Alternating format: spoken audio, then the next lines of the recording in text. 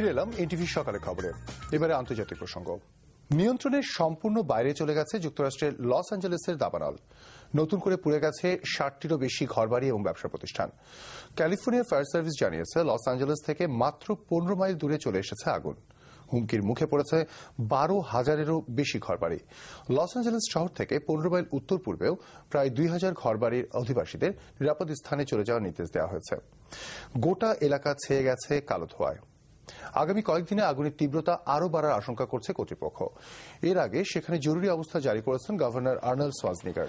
গত বৃহস্পতিবার থেকে ছড়িয়ে পড়া এই আগুন নিয়ন্ত্রণে আনতে কাজ করে যাচ্ছেন কয়েক হাজার ফায়ার সার্ভিস কর্মী।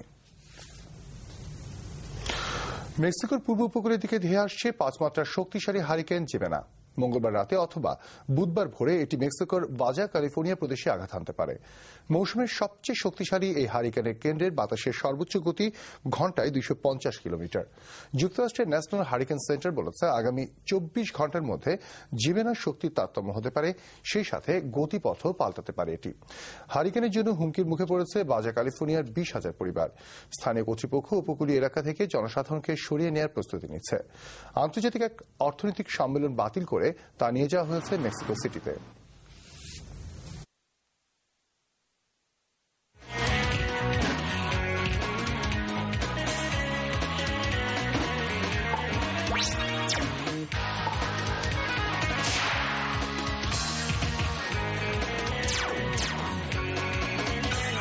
এবার খেলা খবর। রেকর্ড পরিমাণ অর্থে চ্যাম্পিয়ন আবাহনীতেই নাম লেখালেন জাতীয় ক্রিকেট দলের ভারপ্রাপ্ত অধিনায়ক সাকিব আল হাসান এবং মাশরাফি বিন মুর্তজা। মঙ্গলবার ক্লাব প্রাঙ্গণে আনুষ্ঠানিক চুক্তির মাধ্যমে বিমান ছেড়ে আবাহনীতে চলে যান সাকিব। রিপোর্ট বর্ষণ কবিরের। নির্ধারিত সময়ের অনেক পরে রাজধানীর যানজট পেছনে ফেলে মাশরাফি আর সাকিব যখন গাড়ি থেকে নামলেন তখন ঘড়ির কাঁটায় ২:৩০। আবাহনী ক্লাবে তখন স্বপ্ন এবং আতঙ্ক দুটো শব্দই সবচেয়ে বেশি উচ্চারিত হচ্ছে। মাশরাফি যেমন ২০ লাখ টাকায় দল বদলালেন না, একইভাবে একই অঙ্কে সাকিব বিমান বদলে চলে এসেছেন আবাহনীতে। তাই দুজনকে ঘিরে সমর্থকদের বাড়তি প্রত্যাশা। কিন্তু ইনজুরির কারণে দুজনের পুরো সার্ভিস প্রিমিয়ার ডিভিশন ক্রিকেটে ক্লাবটি আদৌ পাবে কিনা তা নিয়ে সন্দেহটা যেন কাটছেই না। কে কখন খেলতে পারবে, সম্পূর্ণ ফিট একটা প্লেয়ারকেও যদি নেই কালকে নাও খেলতে পারতে পারে, সেই সুযোগ আমরা নিয়েছি। এবং এখন যা শুনতে পাচ্ছি যে না, মাশরাফি খেলতে পারবে, কোনো অসুবিধা নেই। এবং আমাদের জানা মতে সাকিবেরও কোনো প্রবলেম নেই, ও খুব শীঘ্রই চলে আসবে এবং শুধু ডোমেস্টিক না, সব খেলাই খেলতে পারবে। সাকিব, মাশরাফি এবং তামিম এই তিনজনের পেছনেই আবাহনীর খরচ হয়েছে ৫৫ লাখ টাকা। অন্যান্য স্থানীয় ক্রিকেটার ও বিদেশি ক্রিকেটারদের জন্য সব মিলিয়ে ক্লাবটির বাজেট এবার প্রায় ১.৫ কোটি টাকা। আমি আর কারোটা জানি না, আমার ক্ষেত্রে বলতে পারি আমার 100% কমিটমেন্ট থাকবে ক্লাবের উপরে, ক্লাবের প্রতি।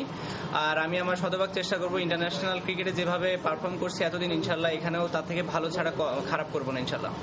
না, আসলে রিহ্যাবের পরে ডিপেন্ড করতেছে, কারণ গাইডলাইন আছে যে ফার্স্ট উইক নভেম্বর, বাট এর ২-৩ সপ্তাহ আগে হইতে পারে, আবার কোনো ৫-৭ দিন লেট হইতে পারে, বাট মানে আশা করতেছি যে আগেই হয়ে যাবে।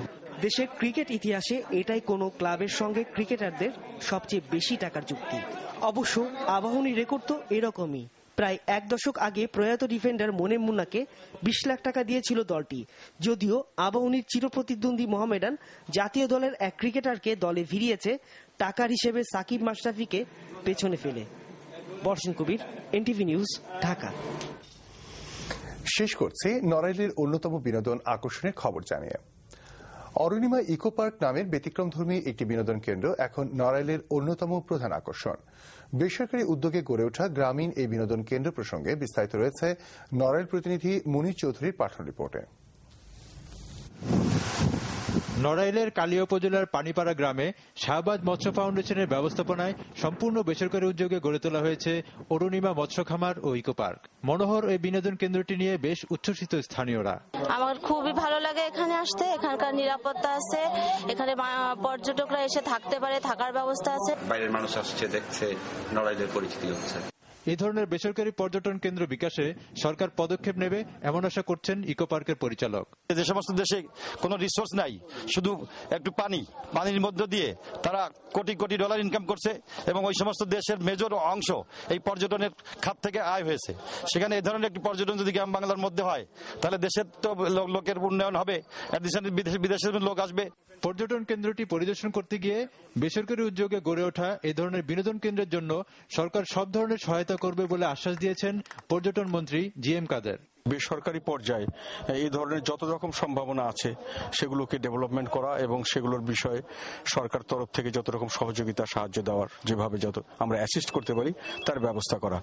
আর একই সঙ্গে এই পর্যটনের ফ্যাসিলিটিগুলোকে যেটা কানেক্ট করার জন্য, যেমন রাস্তাঘাট, অন্যান্য সুযোগ সুবিধা, ইলেকট্রিসিটি বা আইন শৃঙ্খলা, এগুলো বিষয়ে সরকার যাতে সজাগ হয় সেটার জন্য আমরা চেষ্টা করব।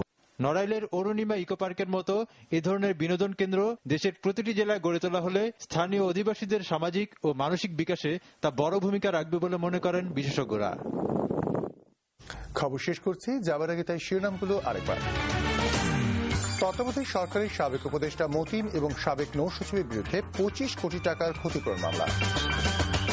নানা আয়োজনে বিএনপির প্রতিষ্ঠাবার্ষিকী পালিত, নেতারা বললেন দেশের স্বাধীনতা ও সার্বভৌমত্ব হুমকির মুখে। ২ সপ্তাহ পর কমবে সোয়াইন ফ্লুর প্রকোপ, সব ধরনের প্রস্তুতির কথা বলছে সরকার।